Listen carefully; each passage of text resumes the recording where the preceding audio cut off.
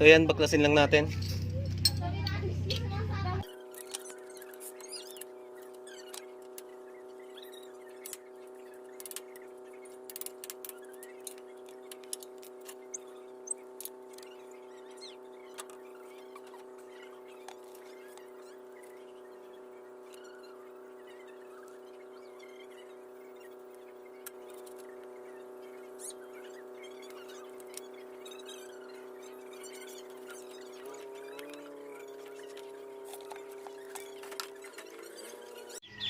So ito na mga ka-rides. Ayan. Tapos tignan natin yung loob. So naiwan. So ito yung pinaka-gear niya dati. So bale ito okay pa naman. Kaso ang pinaka-problema kasi natin itong loob niya. Ayan. Tsaka syempre ito. So tatanggalin na natin to. Ayan. Linisan lang natin tong table natin.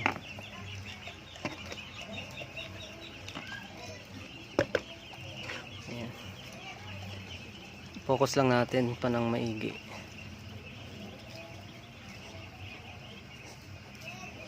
Ayan.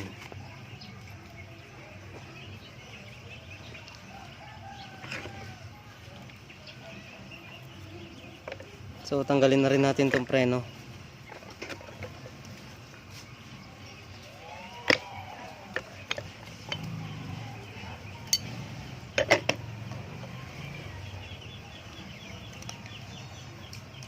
Siyempre tatanggalin ko na rin tong dust seal na to para makita nyo nung buo yung pagkakabit natin. Higpit.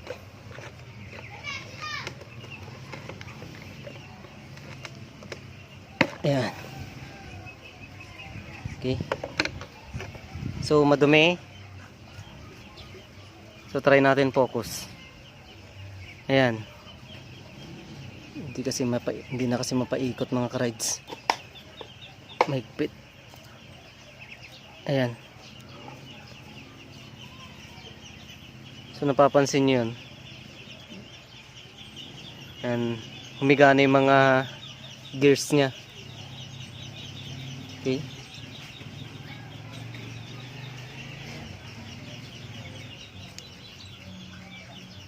Bali ang gagawin natin, tanggalin na natin to.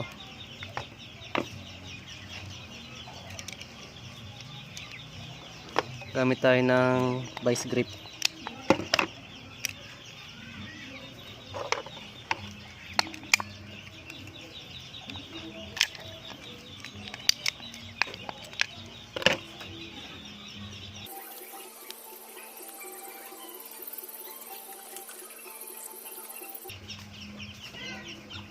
So napapansin nyo,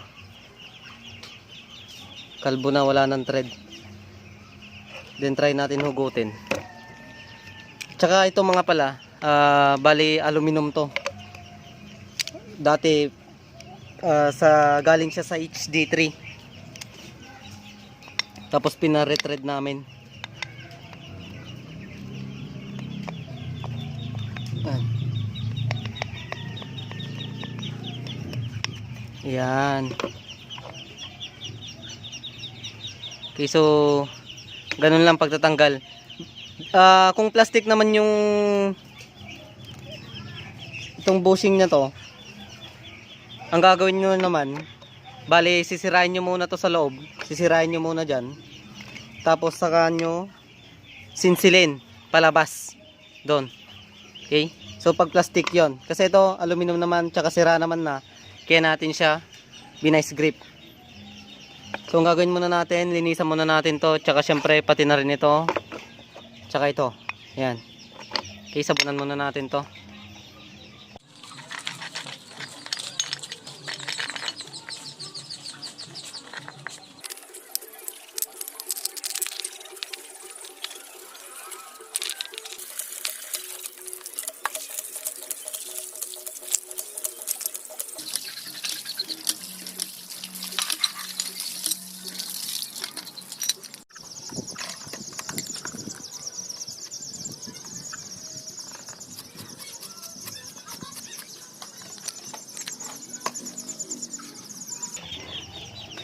So ito na mga ka-rides, nahugasan na natin.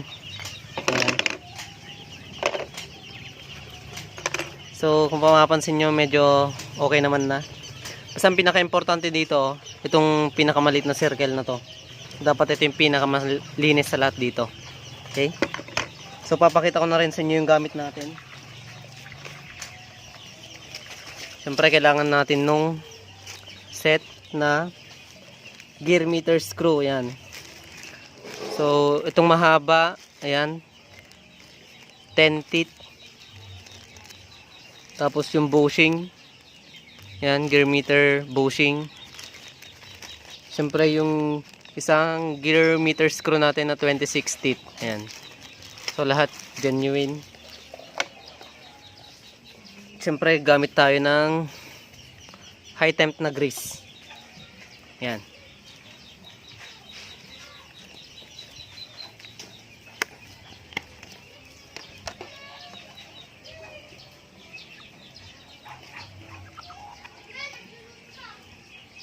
So ito, national na high temp grease.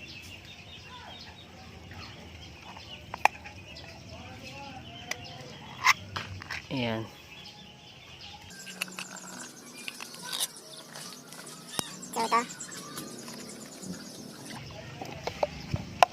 Sara muna natin to kasi may natira dito. Try mo, ito muna gamitin natin.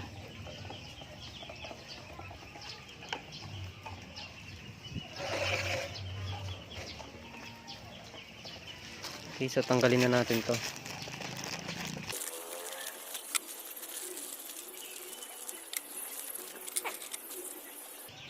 Okay, so kabit na natin.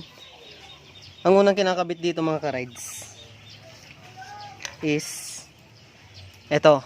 Pero ito kasi kadalasan na ginagawa natin or ginagawa din ng ibang mekaniko, pinagsasabay na yan.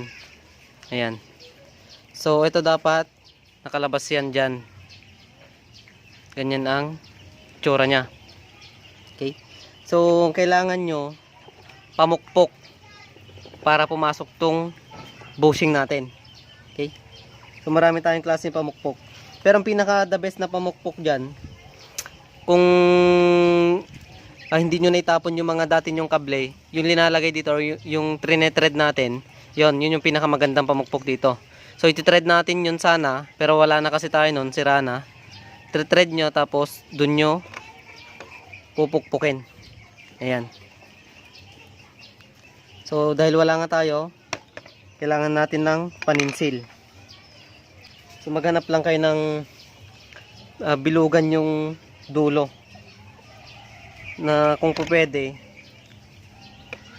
kasya rito o hindi siya gipit. Ayan, so kung mapapansin nyo, ayan, good na good yan. So kung mapapansin nyo talaga, pag ganito kasi nakadirect kagad dito. Pero pag meron tayo yung trinethread dito, mas okay sana talaga yon. Wala tayong magiging problema pag ganun yung gamit natin. Kaya sa mga may dating cable dyan, yan, wag nyo tatapon yan. Yung pinaka-thread nyo rito, itago nyo yun. Kasi pag magpapalit kayo nitong gearbox natin, magagamit nyo yun. Okay, so start na natin.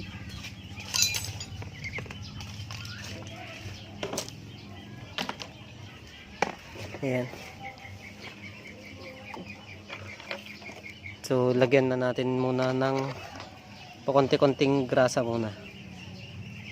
So, dito.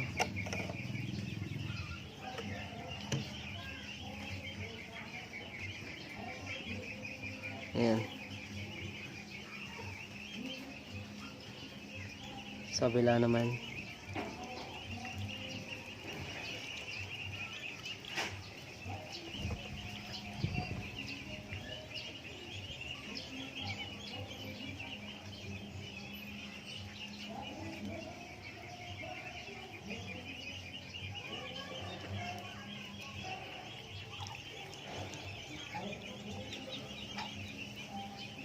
Okay, so palagi nyo tatandaan, itong may square dito na butas, yan, pa-square yung butas nya, dapat makikita nyo rito or masisilip nyo rito. Ayan, kasi dyan lulusot yung speedometer cable natin. Okay, so pag ganyan okay na siya, so hindi ko muna to lalagyan dito, mamaya ko na to lalagyan para mas mukhang malinis lang muna. Okay, so papasok yan sa loob. Ayan. So lagay nyo. Ayan.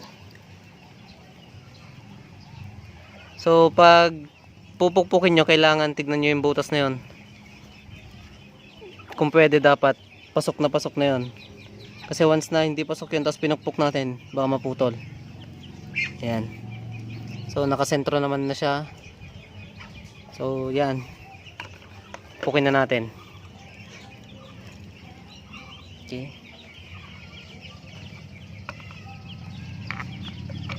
so ganyan.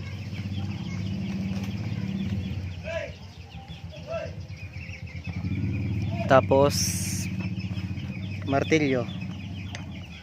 Okay. Ayan, lapit natin yung camera konti para makita nyo pa. Okay, isa pa. So dahan-dahan lang muna, double check nyo yun. Okay, so okay naman. Ayan. Okay, so isang persahan pa. Yun. So ito yung sinasabi ko sa inyo mga ka-rides, kailangan lalapat siya dyan. Yan, kung mapapansin nyo, good na good.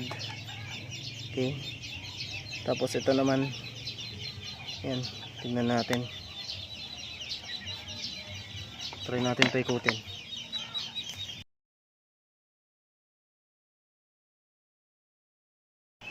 Okay, pabante. Ayan, so umikot na siya. Ayan. Yun, so yan, maluwag na.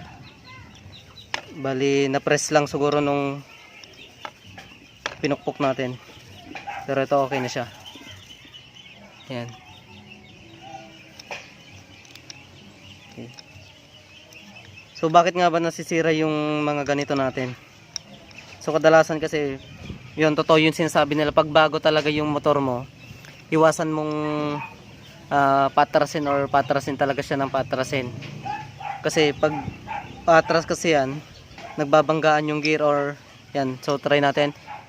Bale, ito yung pabante, ganyan yung ikot, swabe yan, lapat na lapat at iikot siya. Pero pag pa-atras kasi, ayan, ayan. Hello? O yun, maririnig, kung maririnig nyo, ayan, ganyan pag pa-atras. Pero pag pabante, swabe yan. Ayan. Okay, so lagyan na natin ng grasa. Tanggalin ko muna. Ayan. So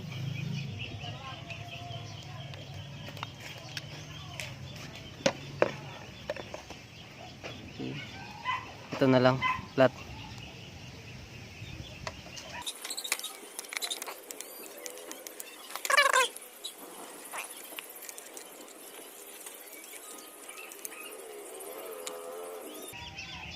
Tapos syempre ito din.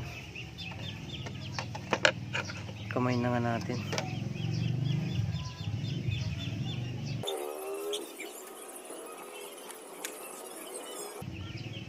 Bali dito pala sa grease mga ka-rides, okay lang kung ordinary naman, pero advice ko lang pag may budget naman, mas okay yung mga high temp or yung mga magandang klaseng grasa.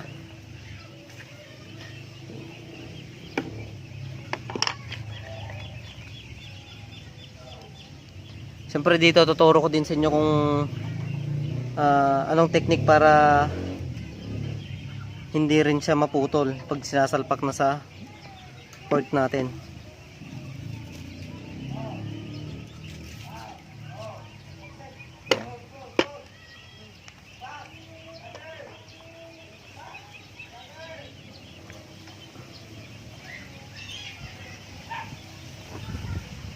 Okay.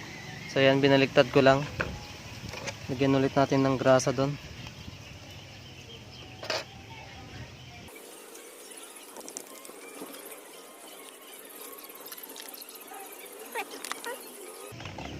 Testing natin.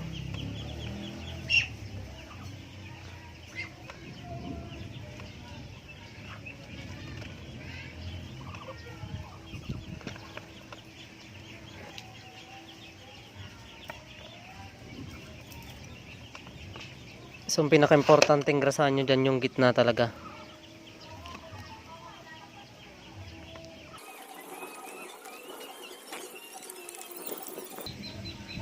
So, yan, okay naman na. Double check natin. Ayan. So, lagay na rin natin lahat ng dust seal tsaka tong shoe brake natin or brake shoe natin.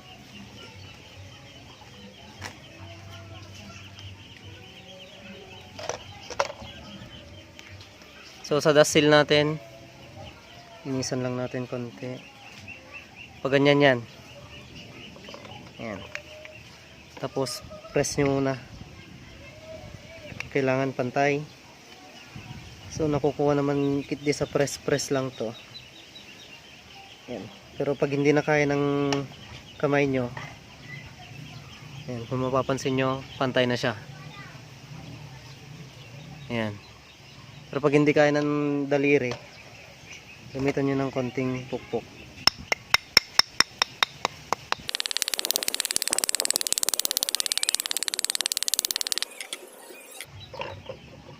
So yan, okay na siya. Ayan. Okay. Itong brake shoe naman natin.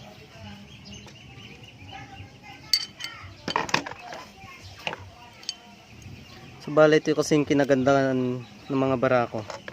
Papansin nyo yan, made in Philippines.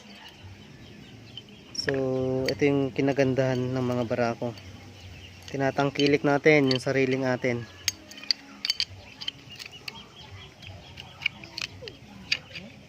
So ang paglalagay nito, ayan, turo ko na rin sa inyo lahat ng mga technique. Okay, so wait lang, lagyan muna natin to ng langis. Ito yung langis natin. Ayan.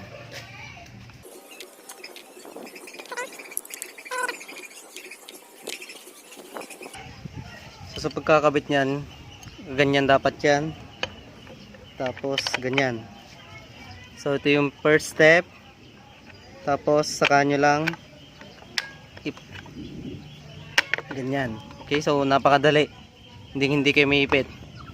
Siyempre double check nyo yung brake arm nyo. Ayan. Ayan. Okay. So ngayon naman tuturo ko sa inyo para hindi naman kayo maputulan or ito. Kasi minsan ito sumasagi dun sa hub natin. Okay, so ito tuturo ko naman sa inyo para hindi kayo maputulan.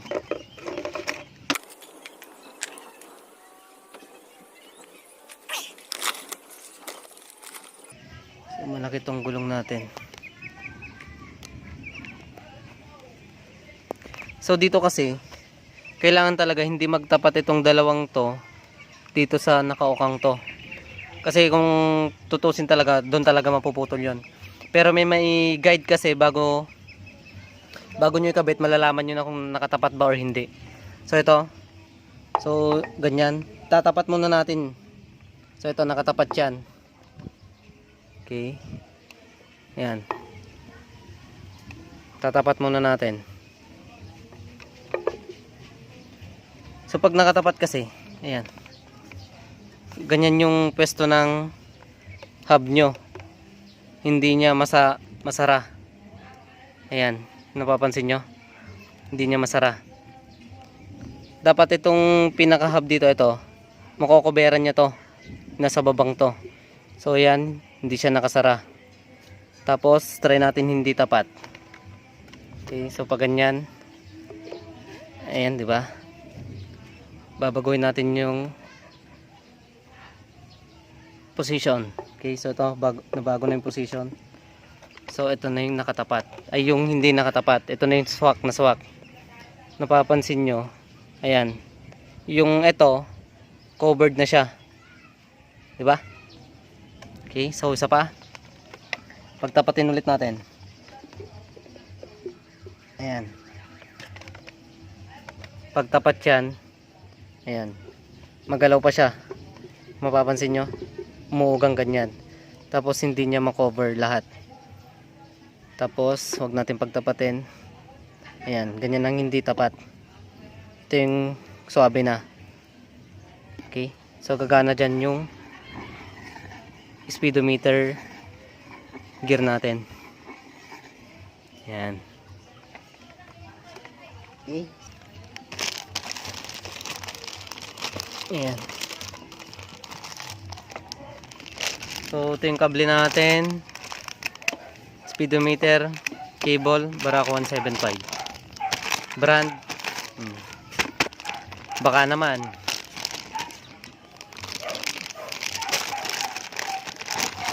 So ito, walang pinagkaiba nito, walang pinagkaiba sa Origator or sa Genuine. Kaya okay lang, advisable din to. Ayan.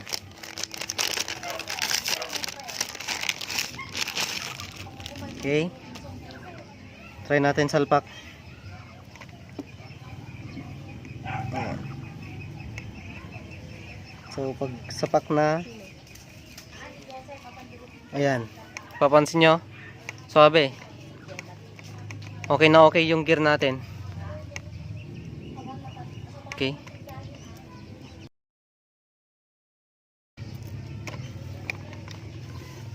ayan, try natin, paikutin. Ayan, so umiikot na tong gulong natin, umiikot na rin yung speedometer natin. Ayan, papansin nyo yan. Ayan, so big sabihin talaga, nakalaban na yung gearbox natin sa hub, or yung naka-usli dun sa hub natin. Okay, so ang gagawin natin, sasalpak na lang natin to. Okay, so yan na mga ka-ride, sana may natutunan kayo kung paano tanggalin yung speedometer, gearbox, saka syempre kung paano mag-install. Syempre natuto rin kayo kung paano maglagay ng brake shoe, saka yung tip para hindi maputulan ng gearbox na 26 teeth. Okay, so ito, lalagay na natin. Nilagay na natin, papakita ko sa inyo kung gumagana yung speedometer natin. Okay,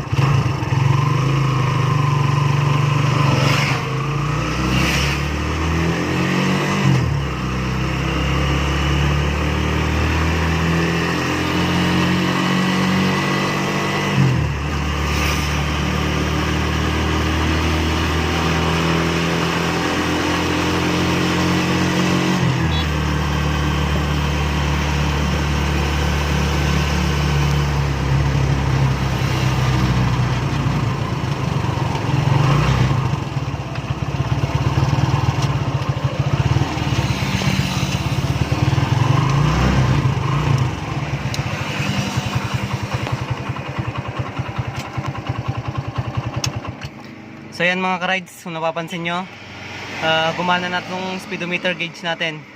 Then kung napapansin nyo, tumakbo tayo siguro ng 50 km per hour. So yan, takbong pogi lang. So sana may natutunan kayo sa video natin. Ayan, at dadako na tayo sa mga shoutouts.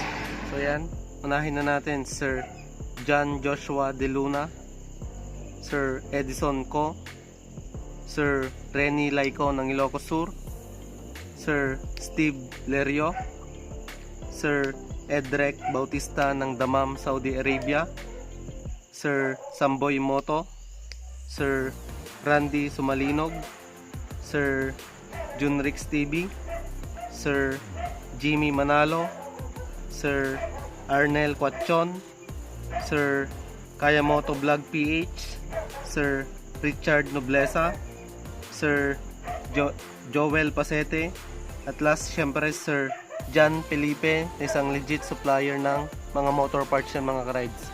So yan mga ka-rides, maraming salamat po sa inyong lahat. Sana hindi kayo sawa sa ating channel. Marami na rin tayo mga upload na videos. Yan, panoorin nyo yung mga yan. Hanggang dito na lang tayo mga ka-rides. Kita-kitsa susunod na vlog.